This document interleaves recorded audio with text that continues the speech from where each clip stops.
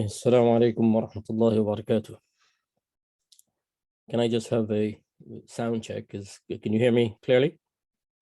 Assalamu alaikum, Sheikh. Yeah, we can hear you. Yeah, okay, thank you. Okay, should we start? Yeah, I think we can start now. There'll probably be a few more people coming because we have it in the class today. All right, so the class is not set up yet. No, the class is set up, but people are probably going to come late. But I think if we start, and they'll just trickle in. Oh, okay. Okay. Inshallah. Okay. Bismillah ar-Rahman ar-Rahim. Alhamdulillah. Alhamdulillah alladhi ja'ala dhikrahu tama'ninatan lil-qulub وجلاء لها عنارين الذنوب ومطرات لوسواس الخناس المكذوب والصلاة والسلام على سيدنا محمد الداعي إلى كل فعل محبوب وأمر مطلوب وعلى آله وأصحابه المقتفين سبيله على خير أسلوب. أما بعد، ويقول رب تبارك وتعالى في كتابه المنزل بعد أن أعوذ بالله من الشيطان الرجيم: قل لو كان البحر مدادا لكلمات ربي لنفد البحر قبل أن تنفد كلمات ربي ولو جئنا بمثله مددا قل إنما أنا بشر مثلكم يوحى إلي أنما إلهكم إله واحد فمن كان يرجو لقاء ربه فليعمل عملا صالحا ولا يشرك بعبادة ربه أحدا. صدق الله العظيم. Brothers and sisters, Assalamu alaikum wa rahmatullahi wa barakatuh. Welcome to our 10th session on Ikhlas, where we are studying the subjects surrounding intention, sincerity, verbal habits, with reflections on Imam Ghazali's Ihya. Now, in the verse I've read to you just now, they are the last two verses of Surah Al-Kahf. The first verse draws our attention to the magnificence of Allah subhanahu wa ta'ala and the unimaginable extent of his knowledge. Human knowledge in comparison there is no comparison with Allah's knowledge, but human knowledge can be captured and recorded because it is limited. It is very limited. It's minuscule. And if the oceans were ink and all the trees were pens, it could not capture the words of Allah. The knowledge of Allah is infinite. He knows all things, including the secrets of the hearts. He knows where the heart is focused and with whom it is occupied.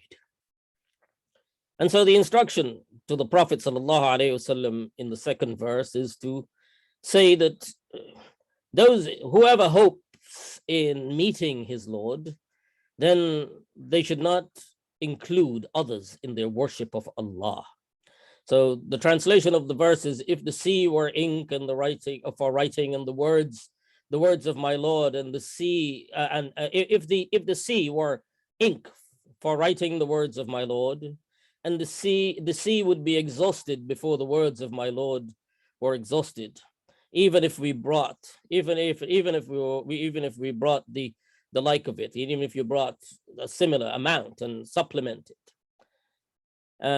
That's the translation. And then the second verse was, I am only Rasulullah ﷺ saying to people that, look, I'm only a man like you to whom Allah has revealed. I receive revelation from God, and so whoever hopes in meeting Allah, in meeting their Lord, then let him do righteous good or righteous work, and not associate anyone with worship of Allah, worship of his Lord.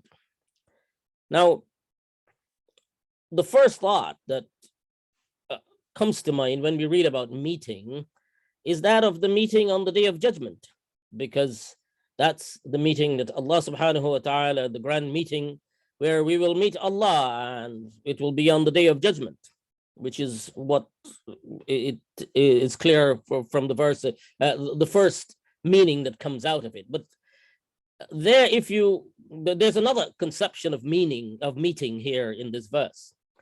And that is in the light of a hadith, a sahih hadith, where the sabab al-nuzul, the context in which the verse was revealed, is usually explained. If you look at the tafsir, you will find this verse, this hadith mentioned, and it's instructive. It's good for our discussion here to ponder this, in which a man comes to the Prophet sallallahu alaihi wasallam and says, Ya Rasulullah, O Prophet of Allah, inni aqiful mawaqif, uridu wajha Allah, that I stand in seeking the pleasure of Allah. I stop and stand. I stand in places. I'm seeking the pleasure of Allah. وأحب أن يرى موطني, and I love that he should see me in my place where I am standing. I want him to see me. This person is saying this to Rasulullah sallallahu alaihi wasallam, and he does not reply. لم يرد فلم يرد فلم يرد عليه فلم يرد عليه. The Rasulullah sallallahu alaihi wasallam did not respond to him, and حتى نزلت هذه الآية, and then the response came in this verse. This verse which says, فمن كان يرجو لقاء ربه فليعمل عملا صالحا ولا يشرك بعبادة ربه. So it's whoever hopes in a meeting with their Lord, so let them do righteous deeds and not associate anyone else in his worship of Allah. So from this, what we can see is that whenever an act of worship is conducted with the heart focused on Allah alone, without the urge to show it to others, then that is technically, according to this interpretation, a liqa, it's like a meeting. It's a blessing of a meeting with your Lord. It is ihsan. It is ka'annaka tarah, as in the hadith we read of Jibreel alayhi salam. Worship Allah as if you see him, for verily if you see him not, then he sees you. So whenever we are given the tawfiq for a good deed or for good action, for doing things for the pleasure of Allah with full sincerity, then we must be completely certain in our hearts. We should have it in our hearts that not only is Allah seeing us, but this is a special moment, a moment between you and Allah, a blessed moment when Allah is most likely to be pleased with you and accept your deed. And therefore, we must have that yaqeen, that certainty in the heart of this being special, this moment being special. It's a moment when Allah is watching us. Allahu ma'i, that Allah is with me. That sense of presence that, look, Allah is seeing me. Allah is watching me. Allahu ma'i. Allahu nadirun ilayya. Allah is looking at me. Allahu shahidi. Allah is witnessing what I do. This is exactly what the goal of ihsan is. When we do this, then we will be able to cherish these moments and create a sense of high value in our hearts for each moment, for each of these moments we have, where there is sincerity and there's recognition that Allah is focused, Allah is seeing us, and our heart is focused on Allah alone. We need to cherish these moments and create a sense of high value in our heart for them, because they are, in the eyes of Allah, moments which you should value. To reinforce this in our hearts, and in order to help us to do this, I've got the meanings of 3 hadiths that I'd like you to keep salient in your minds. The first hadith is where, and it is to remember not to trivialize your sincere actions, however little, however insignificant it might seem to you. Rasulullah sallallahu alayhi wasallam said to Abi Dharr, he said, لا تحقرن من المعروف شيئا ولو أن تلقى أخاك بوجه طلق أو بوجه طليق. It's two riwayah. He said that you should not belittle any good deed, even if it is just a smile on your face, that meeting, that pleasant face that you have when you meet your brother, or where a sister meets a sister, or when you meet another Muslim, and that is a good deed. You should not belittle even that. So in other words, is to cherish and value these gifts of sincere deeds that Allah has given you. Not in pride that I'm doing it, but to value it with gratitude to Allah for the affordance and the opportunity, the affordance of this opportunity that you have. So, لا تحقرن من المعروف شيئا. Do not belittle any good deed. Give it value. That's the first. The second hadith is in regarding the fact that our success in the akhirah can hinge on just one sincere moment. All it may take is just one moment to say a word.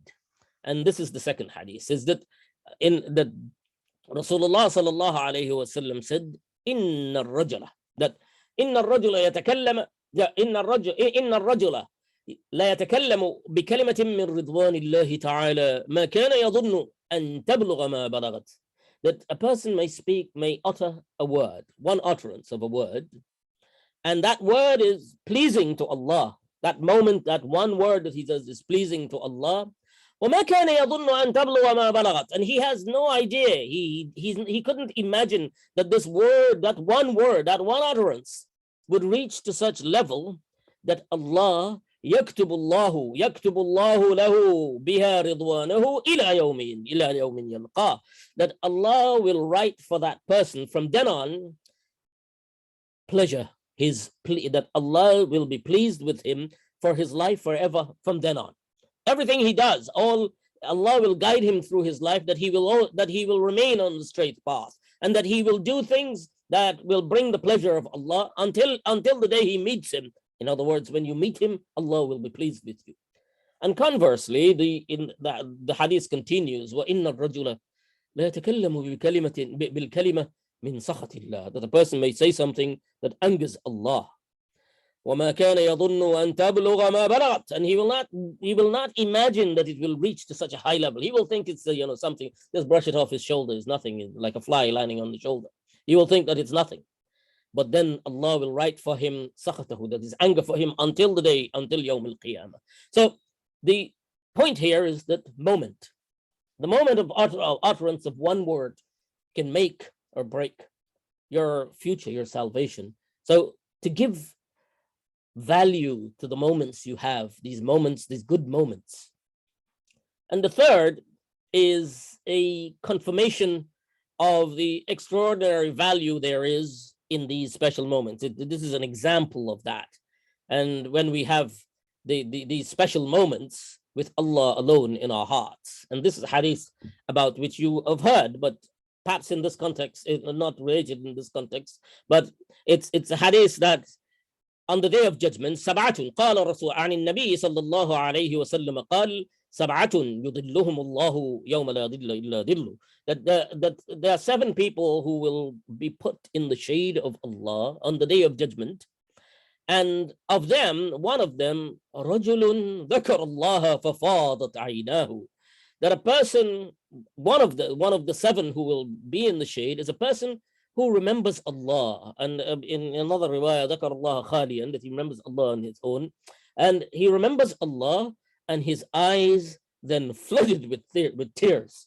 There are millions of reasons for your eyes to flood with tears when you think, when we remember Allah. It could be tears of shame over our neglect or shortcomings, or also tears of joy over the countless mercies and favors that Allah pours continuously in our direction.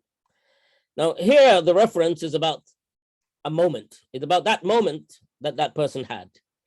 He had a moment, and that moment was that he remembered Allah and his eyes flooded with tears. So moments are important to value. May Allah subhanahu wa ta'ala grant us such moments repeatedly. Now, last week, we reflected on Allah's attention and care in sustaining all his creation, from the largest galaxies to the microscopic creatures. He sustains all at the same time with the full attention to all the detailed needs of everyone. He fulfills the need of the galaxies, the stars, the moon, the planets, and he fulfills the needs of also the tiny microbes, the microscopic creatures that he has created. And we pondered this because Shaitan sometimes comes and put it in our heart to say, look, well, you're microscopic. You're on this tiny planet that's a speck. It's nothing. There's nothing special about you. But if you go smaller than the human being, and you will find that Allah is paying attention to the needs of all his creatures, even the microscopic ones. Then we also looked at the fact that the hyper ostentatious nature of the culture in which we live, and the consequences of that for our own psyche. We also we also began reading from the chapter of the treatment of the disease of riya. Riya, of course, which is to show something that is ostensibly for Allah. We are showing it. We're supposed to do ibadah, good deeds for Allah. But if you do it with the motive of to impress others, then that is falling a prey, of you're falling foul of the trap of shaitan. Now, we read the first part of the treatment, which I liken to a two-pronged approach toward in treating cancer.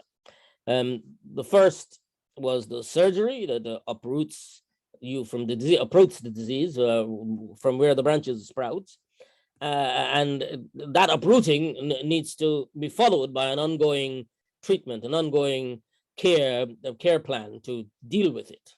Now, in that, there were 8 salient points to keep in mind in the first stage of this treatment, and the first was the impulse to show is motivated by 3 main factors: love of praise, love of criticism, and covetousness, wanting the stuff that other people have.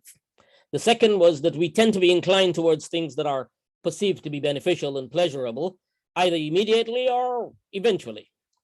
Then the third was that it is easier for us to abstain from something when we know that with certainty that any pleasure that we may get from it is in the short term will be followed by long-term harm. And the example he gave for that was the example of sweet honey. That if you find out that if you were to find out that honey has poison in it, then the sweetness of the honey will not be enough to justify in your own mind to take the honey, because the long-term problem with it is such that you will avoid it. Now, the fourth thing was the point that you needed to keep in mind was that for the more one understands and keeps in mind the severity of the harm that riya causes, the easier it is for you to avoid it. So when we show off our acts of worship, we are actually indulging in mockery, and that idea that you're mocking, that you're mocking Allah subhanahu wa ta'ala. So did you not find anyone less insignificant than Allah to mock? And then the fifth point to keep in mind was that on the day of judgment, you may happen to need just one good deed to tip your scale in the right direction, but that deed might be the one that happened to be corrupted by riya. So when one deed can decide our future for eternity, we should value all our good deeds, not and endeavor not to spoil any of them with riya. Number 6 was if the people who you're trying to impress with your piety or your good deeds that you're showing them, when you indulge in riya, and if they were to find out, these same people, that you are actually insincere, then they would, instead of holding you in high status, would despise you. And certainly on the day of judgment, they will come to know the truth about your intention. And then the 7th point was pleasing people is an unreachable goal. An unreachable goal. You will not be able to reach to satisfy people. And what happens is that you end up with scattered attention, with multiple concerns, which can lead, of course, into a depressive state. Whereas focusing on pleasing Allah alone is the opportunity to gather our attention in one direction where tranquility is found. That by gathering all your focus and attention just to please Allah, in that there is tranquility, there is peace. And point number 8 was that the heart focused on the next life will flourish with nur. If your heart is focused on the benefit of the next life, and you're able to avoid riya, then you will get the benefit of nur, illumination in your heart. It will spread into your chest. Your chest will become expansive with light and lead to experiences of closeness with Allah and serenity. Now, in addition to these, in the first stage of the treatment also includes the practical medicine, which is dawa al-amali, where you're called to conceal your actions. لا دواء للريا مثل الإخفاء. If you remember last week, we talked about that riya is the cure. Ikhlas is الإخلاص في معالجة الرياء. That ikhlas is in curing your riya. If you cure your riya, you will be left with ikhlas. And he's saying now that to cure riya, you have to practice ikhfa. So we will come back to this. But what I want to draw your attention now to is because we're going into dealing with the ongoing aspect of the treatment, I want to speak a bit about the nature of thoughts in the human mind in general, because the dominant narrative about human beings, about the human mind and human being in general, in the culture in which we happen to live, is by and large a materialistic narrative.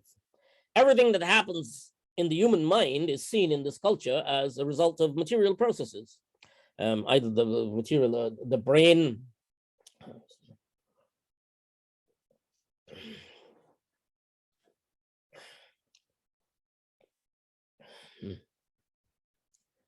The brain, neurons firing, sensation activations, etc. Now, bear in mind that we said last week, what we said last week about the osmotic phenomena, the subtle cultural influences that surreptitiously invade and shapes a person's view of themselves.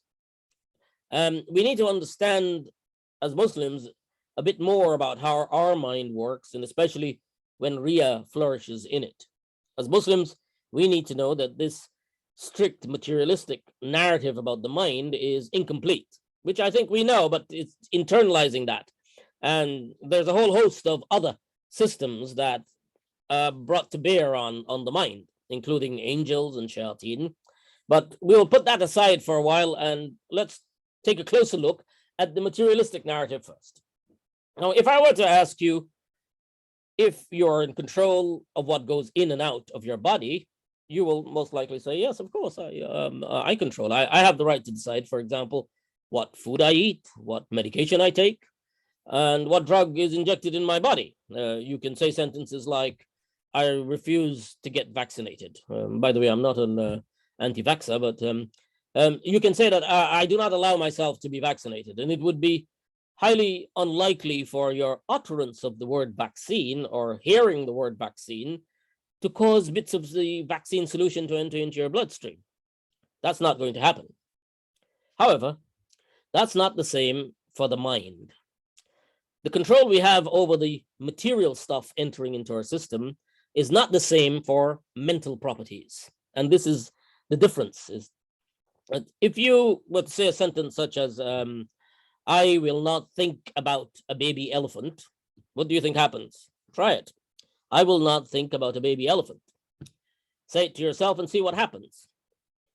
What we find, as cognitive scientists, you will see that by saying that I will not think of a baby elephant, you will automatically simulate the image of an elephant when saying that you will not think of an elephant. Even though the instruction is not to think about the elephant, the mind will create the image of an elephant. And with full details, this has, it's not only creating the elephant. If you say that I will not think of a cuddly elephant, you will imagine a picture of an elephant with a curl-up trunk, a baby elephant with a curl-up trunk will appear. And if you say I will not think of a baby elephant that chases chickens or something like that, you will see an elephant with a trunk in your mind. An elephant will appear with a straight trunk. So, and this sort of simulation, these images have profound consequences for our ability to control the flow of our thoughts. Initially, this was of course, a psycholinguistic idea, but then it was further corroborated by a series of neuroscience experiments through the monitoring of reaction times, eye movement and hand movement and fMRI, etc.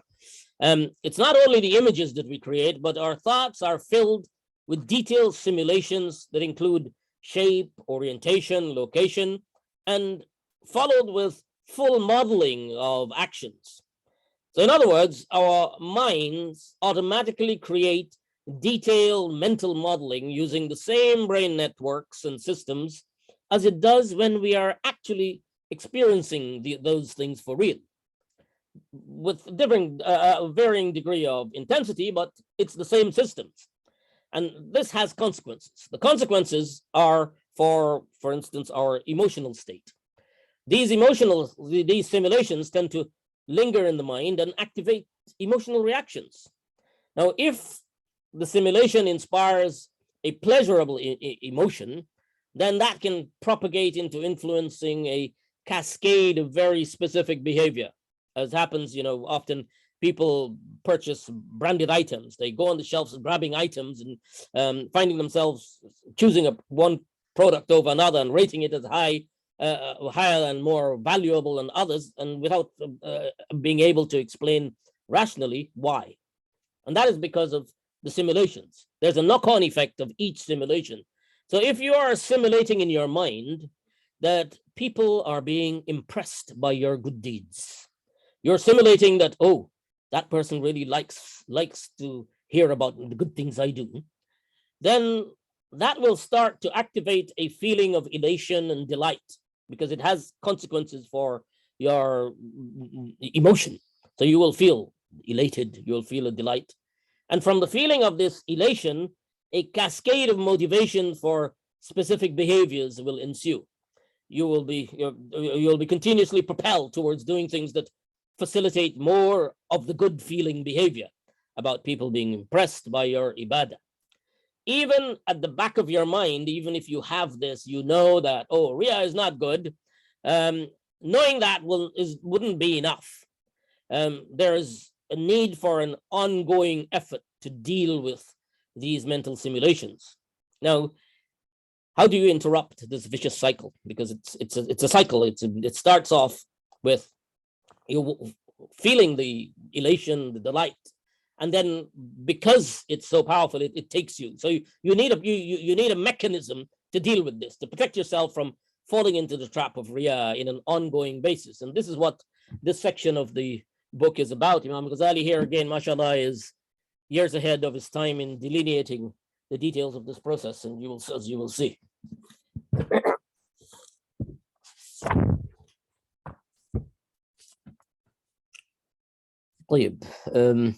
So there is a small chapter, a couple of paragraphs from last week's that we didn't read. So I'm going to read that first and then move on. How are we doing for time? Yeah, okay. وأما الدواء العملي, as for the practical medicine, فهو يعود نفسه إخفاء العبادات. That is he must or she must habituate herself or himself about hiding, إخفاء, to hide your good actions. وإغلاق الباب دونها كما تغلق الأبواب دون الفواحش. And to hide your good deeds, to hide things that you do, just as you hide your bad deeds. When you sit at the computer at night, you don't want people to see the kind of things that you're looking at. You tilt your screen and you hide your phone. You don't want people to go through your phone and see the kind of things that you're looking at. That we hide stuff. So we can also hide our good deeds, and that's what this will train. Hatta you have to, and he's saying yu'awwidu means to habituate yourself that, look, I'm going to hide my deeds. Now, of course, there are some deeds that you cannot hide, like Hajj. You have to show that, but it's about training yourself, and that is why you cannot hide Salah as well. You cannot hide your 5 daily Salah. You need to pray that in the masjid. But the night prayer is so good for this, for training yourself, by hiding it, that no one sees you. This is between you and Allah, and it is that moment. It is the moment you've been waiting for. It's the moment that you need. So when you have these moments, it is with you and Allah alone, then that is something to cherish. But it's also by habituating yourself with it, it helps. So he's saying فلا دواء للرياء مثل الإخفاء, that there is no treatment for riya like hiding. وذلك يشك في بداية المجاهدة, and that is difficult in the beginning. وإذا صبر عليه مدة بالتكلف سقط عنه ثقله. But if you bear it for a little while, then eventually it will start to get easy. وهان عليه ذلك بالتواصل الألطاف الله وما يمد به عباده من حسن التوفيق والتأييد. And then it will become easy for him because Allah, subtle favors from Allah will pour onto him with tawfiq and with motivation to do it and confirmation. ولكن الله لا يغير ما بقوم حتى يغيروا ما بأنفسهم. But Allah will not change your condition until you attempt. You make the effort to change yourself. ومن العبد المجاهدة, from the servant is the effort. ومن الله الهداية, and hidayah is from Allah. ومن العبد قرع الباب ومن الله فتح الباب. That for the servant is, the slave has to knock the door, and it is up to Allah to open it. والله لا يضيع أجر المحسنين. Allah does not waste the reward of those who do good. وإن تك حسنة يضاعفها, and even if it's one good deed, Allah multiplies it. So you don't, even if you think that it's little, Allah multiplies it. ويؤتي من لدنه أجرا عظيما, and he gives magnificent rewards from of his own. Okay, now the second part, there's مقام الثاني, which is في دفع العارض منه في أثناء العبادة. And this is to repel, how to deal with the urges of riya while doing ibadat. What actually happens, and this is the ongoing process. وذلك لا بد من تعلمه أيضا, and you need to learn this as well. Just as we learn about uprooting, we also learn uprooting, in other words, all the bad things about it, all the serious consequences. We also need to learn here about dealing with it on an ongoing basis. فإن من جاهد نفسه, the one who struggles with himself, وقلع مغارس الرياء من قلبه بالقناعة وقطع الطمع وإسقاط نفسه من أعين المخلوقين, the one who struggles and removes this, become contented with removing riya from his heart, with uprooting it, and severs the lurch for it, and removes himself from wanting station among people, وَيَسْتِحْقَارِ مَدْحِ الْمَخْلُوقِينَ وَذَمِّهِمْ, and who has now is able to understand, he knows now that people's criticism or people's praise is of no value for me. فَالشَّيْطَانُ لَا يَتْرُكُهُ فِي أَثْنَاءِ الْعِبَادَةِ. Shaitan, if you know this, don't expect that shaitan now, because you know this, will leave you alone. No. فلا يتركه فالشيطان لا يتركه في أثناء العبادة. He will not leave you alone during your ibadah when you are doing good deeds. بل يعارضه بخطرات الرياء, that he will continue to put thoughts, he will continue to instill thoughts in your of riya in you. ولا تنقطع عنه نزواته, and his suggestions will not ever stop. وهوى النفس وميلها لا ينمحي. وهوى النفس, and the urges of the nafs, the urges of the inclinations of the desire, is not erased completely. فلا بد أن يتشمر لدفع ما يعرض من خاطر الرياء.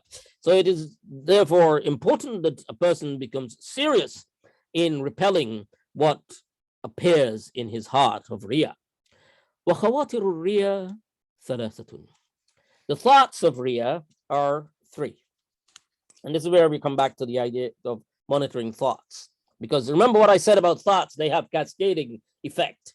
So he said, وَقَدْ تَخْطِرُ دَفْعَةً وَاحِدًا كَالْخَاطِرِ خاطر الواحد وقد تترادف على الدرجات, that they might come, that they have three. There are three main thoughts that flow for riya, and they may come in all at once, or they may come in succession over a period of time. And the first thought that comes to the mind, the first thought is العلم, is العلم باطلاع الخلق ورجاء اطلاعهم.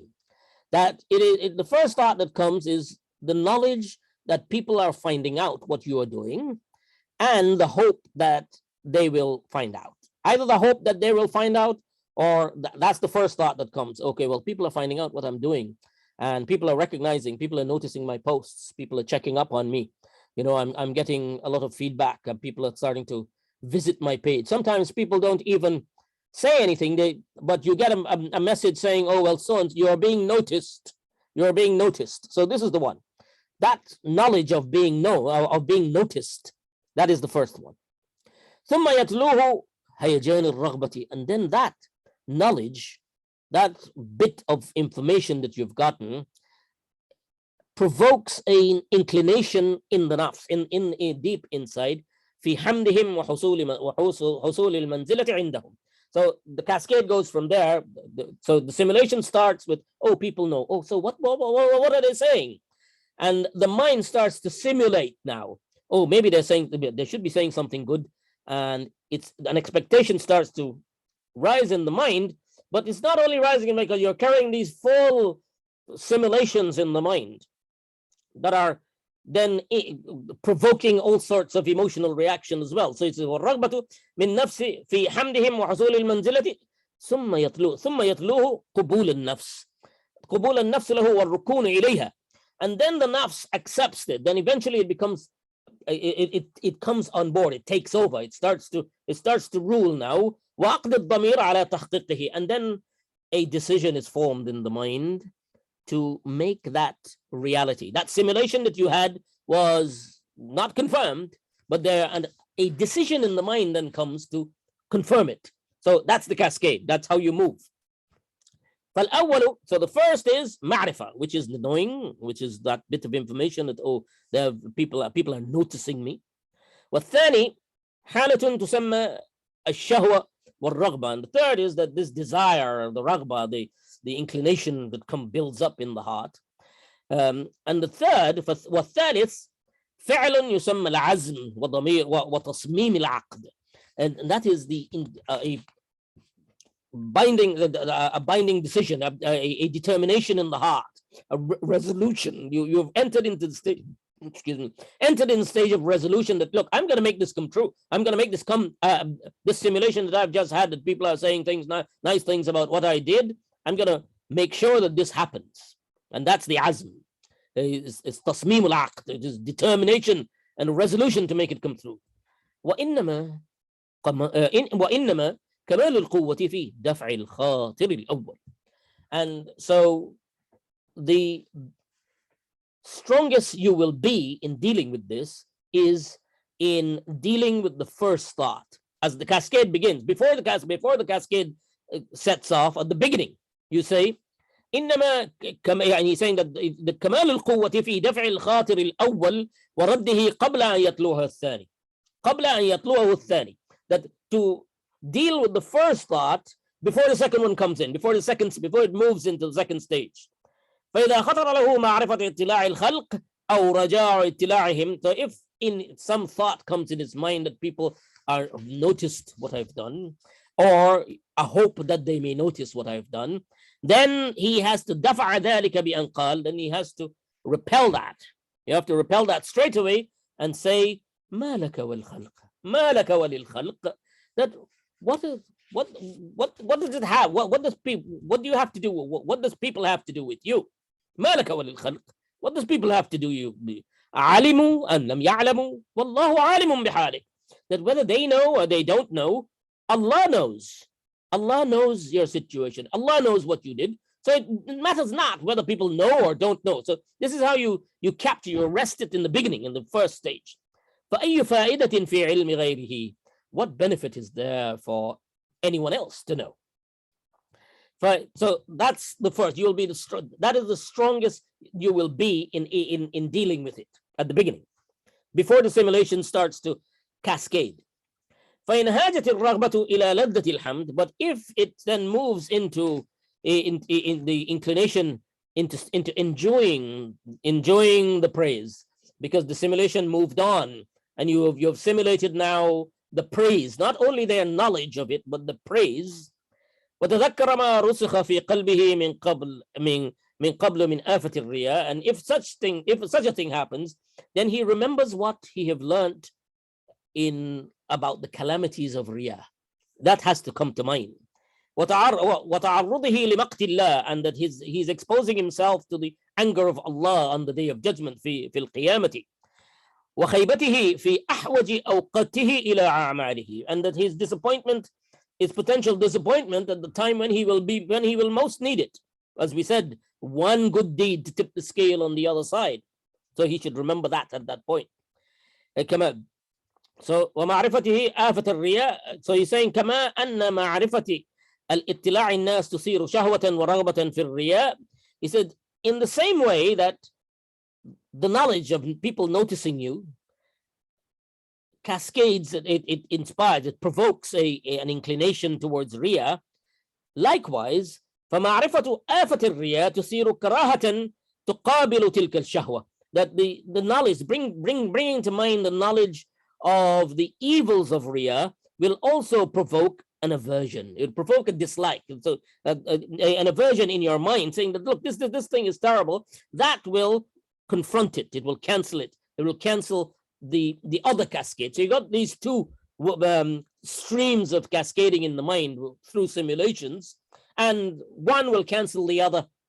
But there's a catch. إذا يتفكر في تعرضه لمقت الله وعقابه. If he thinks about that he's exposing himself to the anger of Allah وعقابه الأليم, that Allah may punish him. والشهوة تدعو إلى القبول, and the desire is calling him towards accepting it. والكراهة تدعو إلى الإباء, and the dislike is provoking him towards rejection. والنفس تطاوع, and he said then the nafs, yourself, the mind, the heart will follow. لا محالة, he said inevitably they will follow أقواهما وأغلبهما. That the one which is of these two streams in the mind, the heart will follow the one that is stronger, which is more intense. فإذن لابد في الرد الرياء من ثلاثة أمور. So therefore, in the repelling of riya, when it comes in when you find yourself in this trap, is that there are three things that you have to pay attention to. لابد, it has to have three things that has to come one after the other. The first is al-ma'rifah, and what ma'rifah? Ma'rifah of that this is riya, this is nothing else but riya. And the second is that karaha, which is the dislike, the aversion to it because of the severe evils that you know about it, and then iba. So al-ma'rifah wal-karaha wal-iba'a, which is the acknowledging it, disliking it, and rejecting it. Those are the three that has to happen. Now, he's explaining now the situation. He says, وَقَدْ يَشْرَعُ الْعَبْدُ فِي الْعِبَادَةِ عَلَى عَزْمِ الْإِخْلَاصِ. So the person may start a good deed, with full conviction to do it with ikhlas. ثُمَّ يَرِدُ خَاطِرُ الرِّيَاءِ فَيَقْبَلُهُ. But then in his heart, a thought of riya will come, and he accepts it. He doesn't treat it with the rejection that it requires, or the dislike. فلا تحضره المعرفة ولا الكراهة التي كان الضمير منتويا عليها وإنما سبب ذلك امتلاء القلب بخوف الدم وحب الحمد. That the person may لا تحضره, the knowledge, he knows lots about the problems of riya, but the dislike does not appear in his heart because his heart has become filled. His consciousness has become occupied. Has become filled بخوف الذنب وحب الحمد, either with the fear of criticism from people or the love of praise. That one of these or both, that you person واستلاء الحرص عليه, and then what happens is that greed, this yearning to be recognized, become dominant in the heart. So it starts off with just this one khatir, with one thought in the mind, and then it cascades towards this. So he's saying استلاء الحرص بحيث لا يبقى في القلب متسعا لغيره. And so what happens is that the entire consciousness becomes filled, so occupied, that there's no space for any other thought. فتعذب عن القلب المعرفة السابقة بآفات الرياء وشؤم عاقبته. So what it does is that it creates a distance in the heart of all the previous knowledge that this person had about the evils of riya and the severe consequences that are attached to it. إذ لم يبقى موضع في القلب خال عن شهوة الحمد أو خوف الدم, because there is no place left in the heart. Your entire consciousness is now occupied. Once it moves into the realm where the emotions are running, then the heart becomes completely overwhelmed. There's no space in there for you to bring the old information back. It's all shut off. And he gives a beautiful example of it, because we're not usually conscious of this when it's happening with riya, but this example shows how it works. He says, وَهُوَ الَّذِي كَالَّذِي يُحَدِّثُ نَفْسَهُ بِالْحِلْمِ. He said, this is like a person who is very good at, he's made convictions to be composed, to be for and the benefits of composure من الأسباب من الغضب وذم الغضب, and the blameworthiness of anger. A person who doesn't like anger and who is very keen to be composed at all times. ويعزم على التحلم عند جريان سبب الغضب, and he has a firm determination in his mind because he knows what terrible thing anger is, and he has a firm determination in his mind that, look, I will be composed, I will have hilm, I'll have full composure at any suggestion of anger, at any point of anger that comes into me. ثم يجري من الأسباب ما يشتد به غضبه. But then he finds himself in a situation where his anger flares up. فينسى سابق عزمه. But then what happens? Once his anger has progressed into the level of emotion and it's taken over, then he forgets all of those discussions about hilm, of discussions about being composed and restraint and all the other things that you would have done. فينسى سابق عزمه. He forgets everything. ويمتلئ قلبه غيظا, and his entire heart, all his consciousness now is full with anger. وتدفع نور المعرفة مثل مرارة الغضب. تذكر آفة الغضب. And then so it prevents him from bringing to mind the evils, the consequences of anger. فكذلك حلاوة الشهوة. And so it's similarly that the sweetness of desire also can fill the heart. وتدفع نور المعرفة مثل مرارة الغضب. So the sweetness of the desire can also fill the heart and extinguish and remove the light of guidance, the light of knowledge in it, exactly as the bitterness of anger does. The bitterness of anger are the mararat al-ghadab wa halawat al-shahwa, both of them. The bitterness of anger does the same thing exactly as the sweetness of desire. Both do the same thing. وإليه أشار جابر بقوله بايعنا. And then he gives the example of the Sahaba. In fear or in anger, you forget things. And he gives the example of the how are we doing for time? Okay, about the battle of Hunain, where initially the Sahaba, some of them got afraid and they forgot that they had taken an oath to defend, to be with the Prophet ﷺ and to support the Prophet ﷺ and to defend the Prophet ﷺ and to be there and to stick with him. And because of the fear, it took over them. But then when people say, yeah, when they were reminded, when they were told, ya ashab al-shajarati, oh, the people of the tree, in other words, the people who took the oath under the tree, then they returned.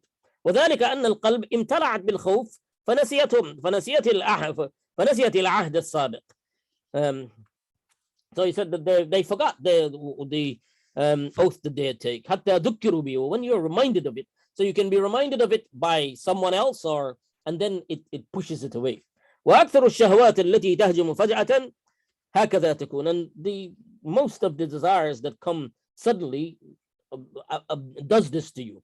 is تنسي معرفة مضرة الداخلة في عقد الإيمان.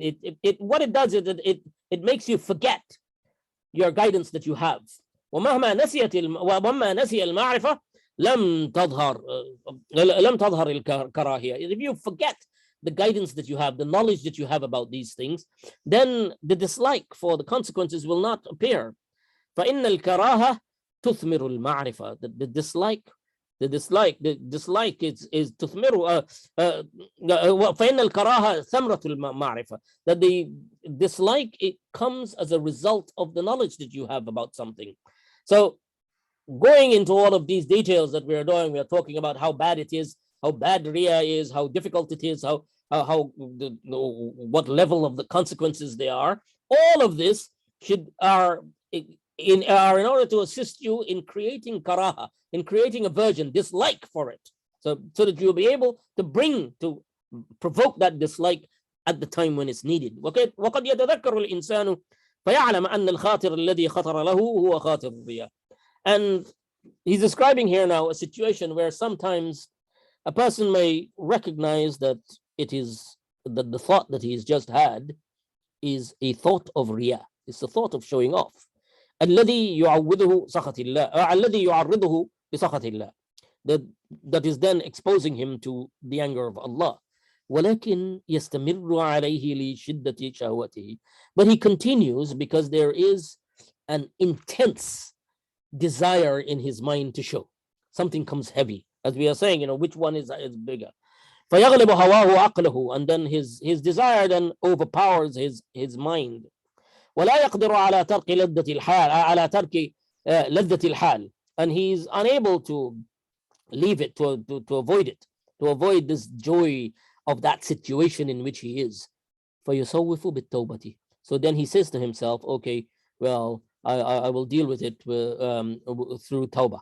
I will do istighfar. And the tragedy with this is that you have no control over when you will die, whether you will live to the next moment and miss tawbah and be able and have an opportunity to do istighfar.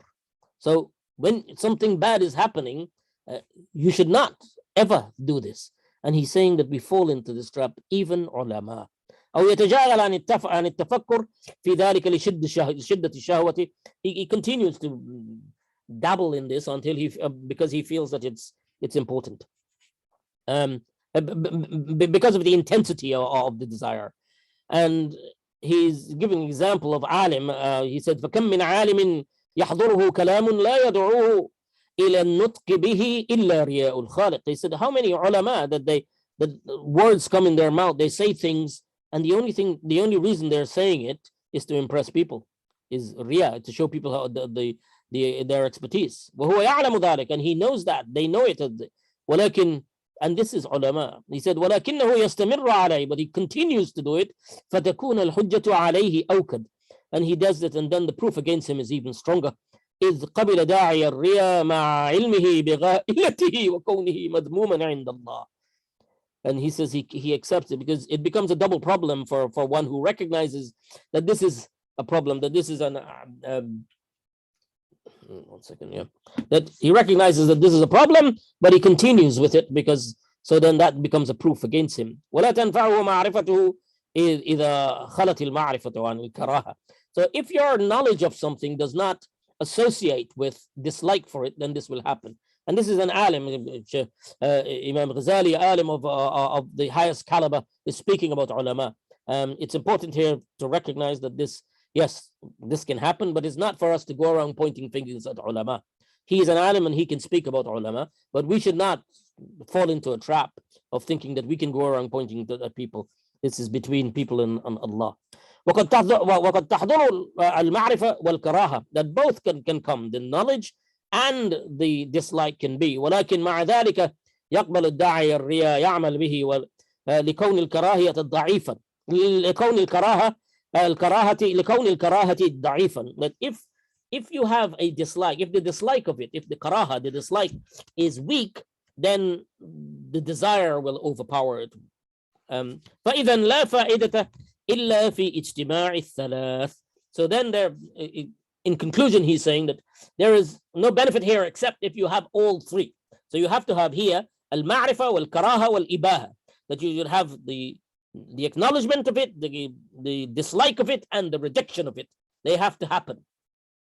فَالْإِبَاءَةُ ثَمْرَةُ الْكَرَاهَةِ. So the rejection is the fruit of the dislike. وَالْكَرَاهَةُ ثَمْرَةُ الْمَعْرِفَةِ. And the dislike is the fruit of the acknowledgement of it, of seeing, of recognizing it. وقوة المعرفة بحسب قوة الإيمان ونور العلم.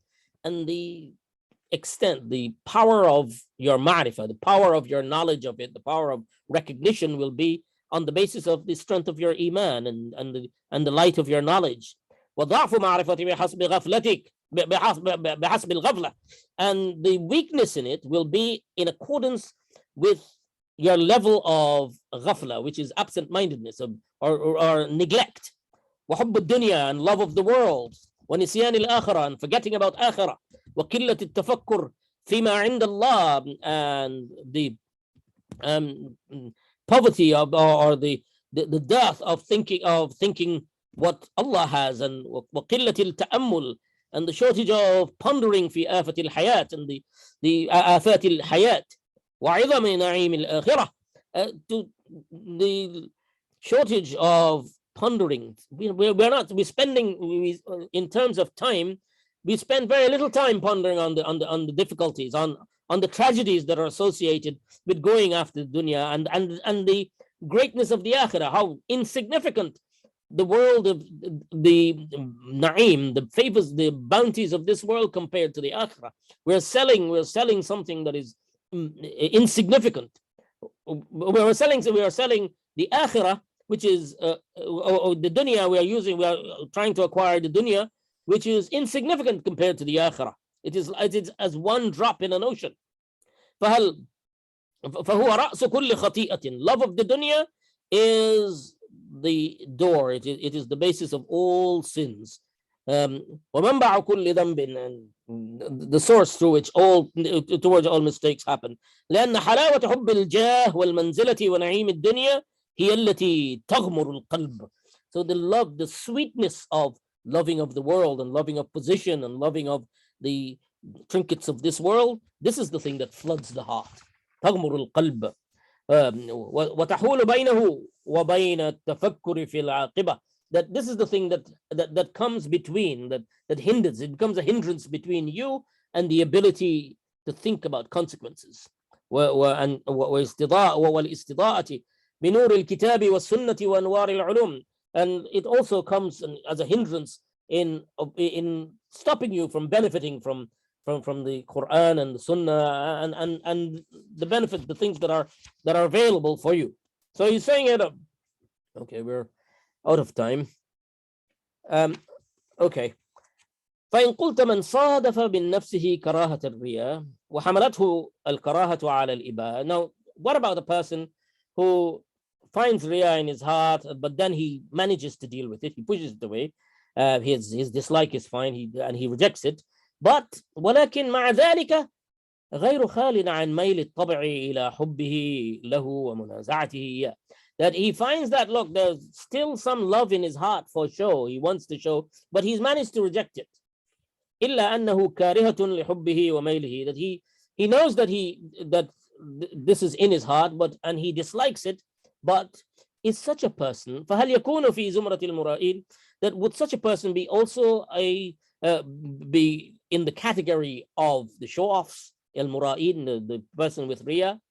And he answers this. He says, فَعْلَمْ أَنَّ اللَّهَ تَعَالَى لَا يُكَلِّفُ الْعَبْدِ إِلَّا مَا يُطِيقُ. That Allah does not give you more than you can manage. وَلَيْسَ فِي طَاقَةِ الْعَبْدِ مَنْعُ الشَّيْطَانِ أَنْ نَزْغَاتِهِ. That the person, that human beings do not have the ability to stop shaitan from temptations and from suggestions. وَلَا قَمْعُ الطَّبْعَ. And we're not here to fight our nature. حَتَّى لَا يَمِيلَ إِلَى الشَّهَوَاتِ وَلَا يَنْزَعَ عَنْهَا. That we're not here to go against nature, and that we can destroy the desires completely. وإنما غايته أن يقابل الشهوة أن يقابل شهوته بكراهة. It's the point here, the effort, what is intended here is that you have to face, whenever something comes in your heart that is pulling you in the direction of riya, that you have to challenge it with an aversion, with a dislike in your heart, based on your knowledge of the consequences of these things. And that's what's necessary. And then okay, right, one last thing. In conclusion, he says, وسوسة الشيطان ومنازعة النفس لا تضرك مهما رددت مرادهما بالإباءة والكراهة. That the waswasa, the whisperings and the suggestions of shaitan, the temptations of shaitan, and the inclinations of the nafs, the inclinations of the desire, will not harm you as long as you set yourself, as you are able to repel these things, these you've repelled their motivations, or the cascade, stopping the cascade, bil iba'ati wal karahati, with rejection and aversion, with rejection and dislike for it. والخواطر التي هي من العلوم والتذكرات والتخيلات والتخيلات لأسباب المهيجة لأسباب المهيجة للرياء هي من الشيطان. And the thoughts that are of information, thoughts, these thoughts on the mind that are these thoughts that come in the form of knowledge, of information, of tadakkurat, of memory, of takhayulat, of simulations and images in your mind, all of this. These are all means through which shaitan these are means that shaitan uses to inspire, to instigate in you riya. والرغبة والميل بعد تلك الخواطر من النفس. But the inclination and all the other aspects that follow are from your nafs. والكراهة and to, so if you have an inclination towards these things, then that's you. That is you. That is your. So if you cut it off there before it can develop into karaha, then, and the way to cut it off is this raghba, this intention, this inclination. The way to cut off the inclination is to meet it with karaha, is to meet it with aversion, with dislike. So he said, "Well, karahatu min al iman." So the simulations and the memories and the information is from shaitan for riya, and he said the dislike is from iman, min athar al aql, which comes through a pondering and willful thinking against it. This is how you will develop. Is to spend your time not being pulled in the direction and allow it to flow and allow the cascades to go through. Okay, I think that's enough for tonight. Inshallah, we will continue next week. So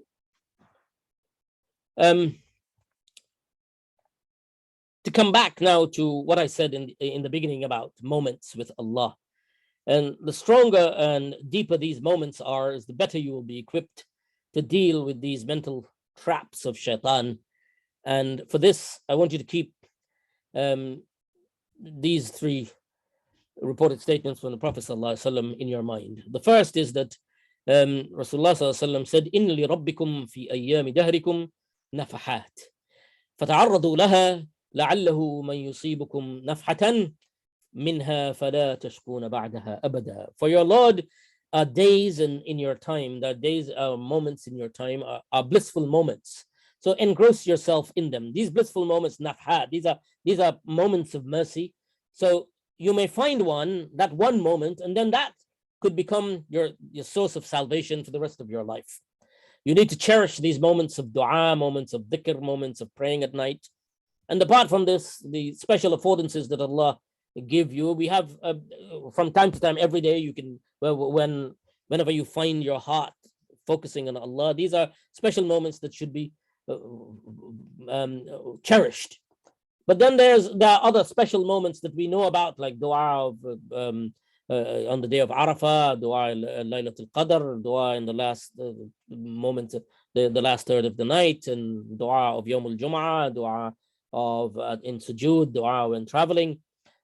So to keep all of these, and whenever you're given, to know that there are moments that come where Allah will give you, Allah, it's possible that you may, that moment that you might think is insignificant, if it comes with sincerity, then that is something to value, to give, to cherish. The second hadith relates to the recognizing that angels and shaitans both have moments in which they affect you through subtle influencing. For Rasulullah sallallahu alayhi wasallam said, "Inna lish-shaytani lammatan bibni Adam walil malaki lammatan." That shaitan has an effect, that has an effect on you, and walil malaki, and the angel also has an influence. Both has an influence. فأما لمة الشيطان فإعادٌ بالشر وتكذيب بالحق. He comes and he gives you, promises you with evil, guide you to evil and cause you to reject stuff. أما لمة to reject the truth. وأما لمة الملك, the influence that comes from the angel, is إعادٌ بالخير, is a promise of good, وتصديق بالحق, and confirmation of the truth. فمن وجد ذلك فليعلم أنه من الله. So if you find that you are having good thoughts and things are coming in your mind to be good, to do good, to seek to do things with sincerity, then you should know it is from Allah. فَلْيَحْمَدِ اللَّهِ, and he should thank Allah.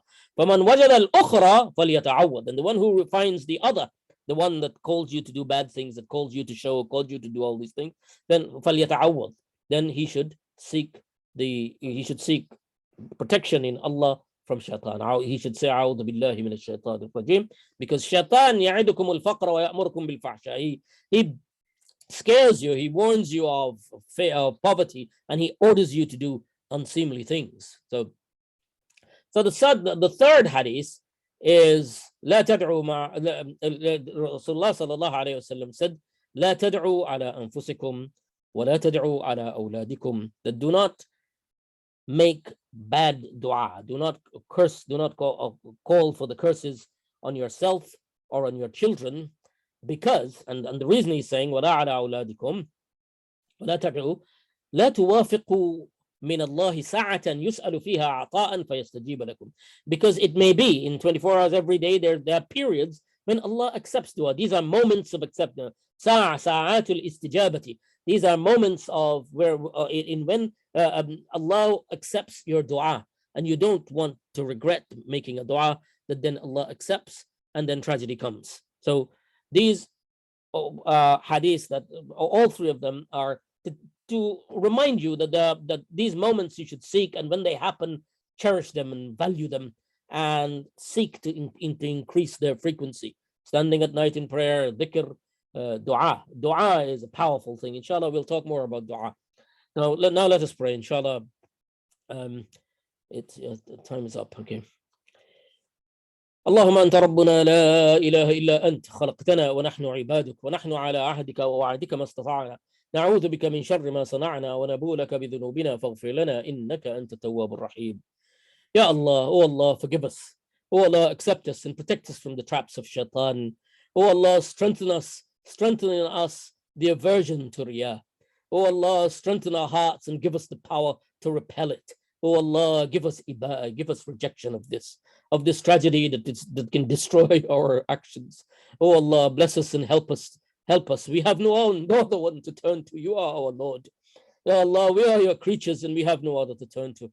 Oh Allah, help us and open the path towards eternal bliss. Oh Allah, اللهم اقسم لنا من خشيتك ما تحول به بيننا وبين معاصيك ومن طاعتك ما تبلغنا به جنتك ومن اليقين ما تهون به علينا مصائب الدنيا ومتعنا بأسماعنا وأبصارنا وقواتنا ما أحييتنا واجعله الوارث منا واجعل ثأرنا على من ظلمنا وانصرنا على من أعادانا ولا تجعل مصيبتنا في ديننا ولا تجعل الدنيا أكبر همنا ولا مبلغ علمنا ولا تسلط علينا من لا يرحمنا يا رب يا كريم.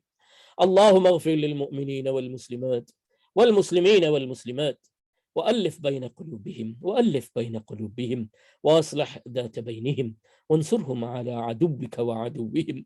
اللهم لا تدع لنا ذنبا إلا غفرته ولا هما إلا فرجته ولا كربا إلا نفسته ولا ميتا إلا رحمته ولا مريضا إلا شفيته ولا حاجة من حوائج الدنيا والآخرة هي لك رضا ولنا فيها صلاح إلا أعنتنا على قضائها ويسرتها يا رب يا كريم. اللهم وفرج هم المهمومين ونفس كرب المكروبين واقض الدين عن المدينين واشف جميع مرضى المسلمين يا رب يا كريم. ربنا لا ظلمنا أنفسنا وإن لم تغفر لنا وترحمنا لنكونن من الخاسرين. ربنا تقبل منا إنك أنت السميع العليم وتب علينا إنك أنت التواب الرحيم. سبحان ربك رب العزة عما يصفون وسلام على المرسلين والحمد لله رب العالمين. وصل اللهم على نبينا وحبيبنا محمد وعلى آله وصحبه أجمعين برحمتك يا أرحم الراحمين. آمين آمين يا رب يا كريم. طيب, الحمد لله. The brothers in the room, who is managing that today in the class? Do we know? I'm managing it. Oh, you're managing the class. Okay. All right.